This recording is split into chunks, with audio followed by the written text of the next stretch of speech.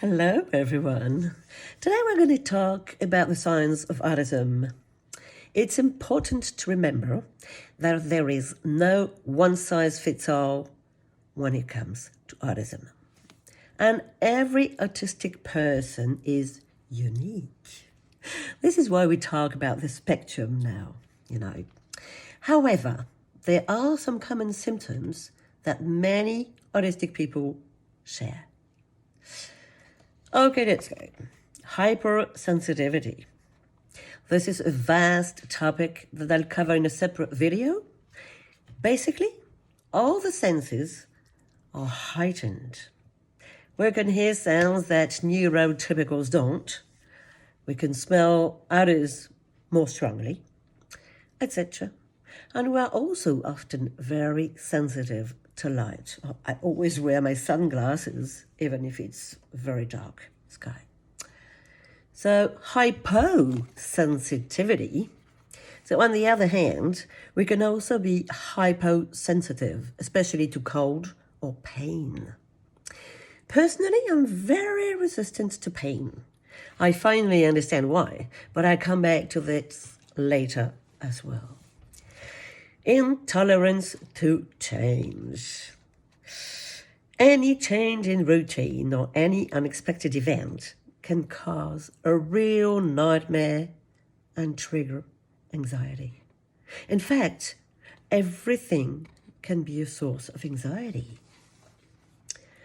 There's a need for routines and a tendency to plan everything. Black and white thinking. So most of the time, an autistic person doesn't see shades of grey. It's black and white. Rigidity of thought. Autistic people are psycho-rigid. Most are incapable of lying or cheating. In fact, I've always felt guilty about lying to my children about Santa Claus. I didn't want them to feel left out, of course, so I played along. But I talked about it as little as possible because I felt so bad. I was afraid they would resent me for lying to them, Restricted interests. Sometimes even unusual ones. When an autistic person is interested in a topic, they want to know everything about it. And becomes an obsession. That's why some are experts in a particular field, like many famous scientists and artists. In fact, when I was diagnosed, I learned about it in a bulimic way, as I do with everything that interests me. Difficulties making friends, understanding relationships, and maintaining them. It can also be difficult to initiate any interaction with others. Repetitive movements. We all have the image of an autistic child rocking back and forth in our heads. But that's not all. My friends recently pointed out to me that when I'm on my phone, I regularly rub my thumb like this, my thumb and index, together. Among other things, of course. Repetitive language. This means repeating phrases heard in movies, for example, but also having our own language. But I'll do a whole video on that because it's a vast topic that I know really well. Difficulties in social relationships, whether it's making friends, understanding relationships, and maintaining them. Difficulties in initiating interaction with others. Difficulties playing games that require imagination and pretend play. I'll come back to this too. I think I'll come back on everything. Anyway, difficulties in decoding symbols, signs, and facial expressions.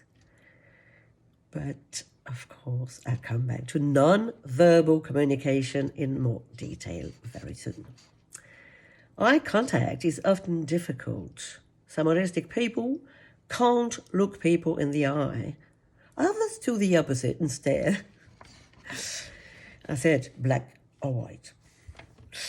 For most difficulties with the telephone, personally, I've always wondered why I have a phobia of the phone. When I have to make appointments, I get a lump in my throat that prevents me from picking up my phone. Makes me sick.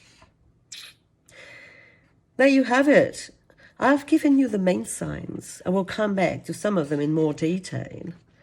If you think you have many of these symptoms, take some online tests at the Canadian website Psychomedia.